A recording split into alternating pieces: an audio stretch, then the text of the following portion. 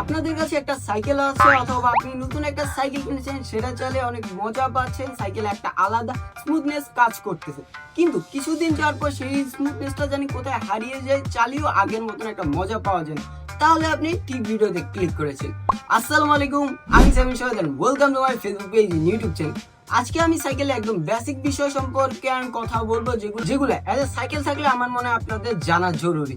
এই ভিডিওটাকে আমি 3 ভাগে ভাগ করব। একটা হচ্ছে টুলস, যেসব টুলস আপনার লাগবে, এন্ড সেকেন্ডটা হচ্ছে যেসব কাজ সাইকেলের কাজ আপনার আমি মনে করি যেগুলো আপনার জানার দরকার, এবং থার্ড হচ্ছে সাইকেলের ডক্টর সাইকেলের মেকানিকের কাছে আপনার কখন যাওয়া লাগবে।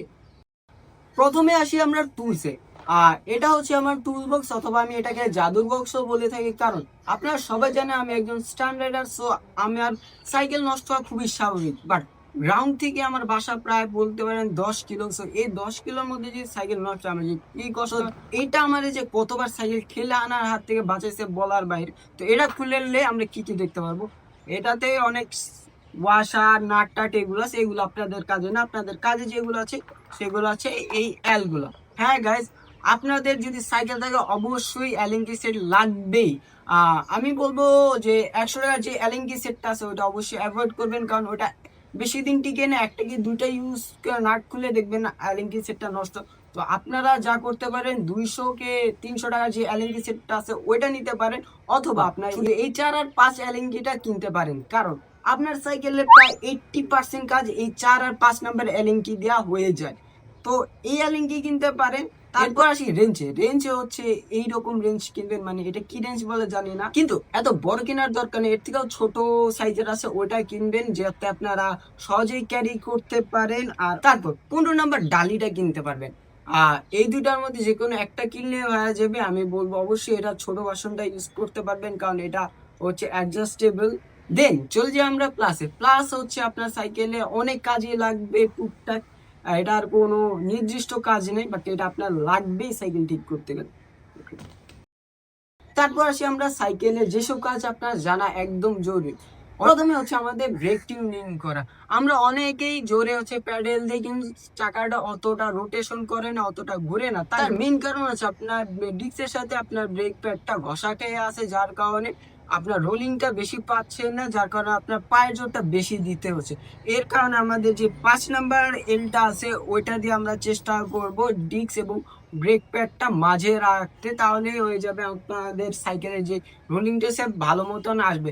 তারপরে যদি না আসে তাহলে ধরে নেবেন আপনার হাবে সমস্যা অবশ্যই, এর কারণে আপনার যে সাইকেলের মেকানিক আছে বা ওদের কাছে চলে যাবে।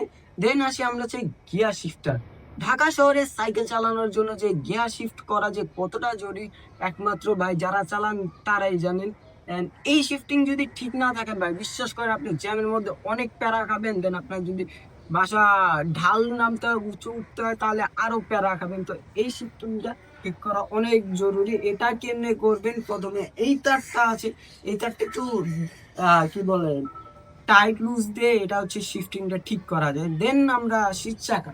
অনেক সময় ঢাকা শহরে অ্যাক্সিডেন্ট হয়, যেহেতু বলতে পারেন টেসলা, ঢাকা শহর না বলতে আমি পুরো বাংলাদেশে আছে টেসলা রাজ্য। তো অনেক সময় টেসলারা লাগা যায়, যার কারণে চাকা মাঝে মাঝে চাপা যায়।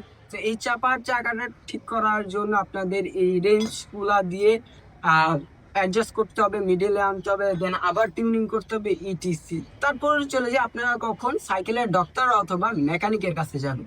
সাইকেলের মেকানিকের কাছে যাবেন, অবশ্যই যাওয়া লাগবে প্রতি 3 মাসে একবার সার্ভিসিং দিবেন, অথবা প্রতি 6 মাসে একবার মাস্টার সার্ভিসিং দিবেন।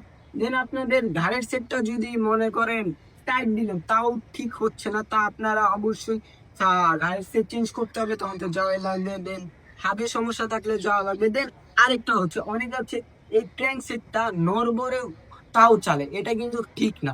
কারণ আপনি যদি এই ক্র্যাঙ্ক সেটটা নড়বড়ে তাও চালান, মিনস আপনার বিবি ভেঙে গেছে, আপনি তাও চালাচ্ছেন, তাহলে আপনার ভিতরে ফ্রেমের ভিতরে বিবিটা আটকিয়ে যাবে, যার কারণে এক সময় যে একটা মোটা অঙ্কের টাকা আপনার মেকানিককে দিতে হবে। সো আমি বলবো এই মোটা অঙ্কের টাকাটা মেকানিককে না দিতে চাইলে অবশ্যই আপনারা নির্দিষ্ট টাইমে যখন নড়বে চেঞ্জ করে দিবেন।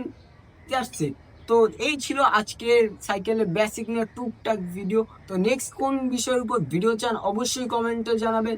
ততদিন পর্যন্ত ভালো থাকবেন। আল্লাহ হাফেজ, আসসালামু আলাইকুম।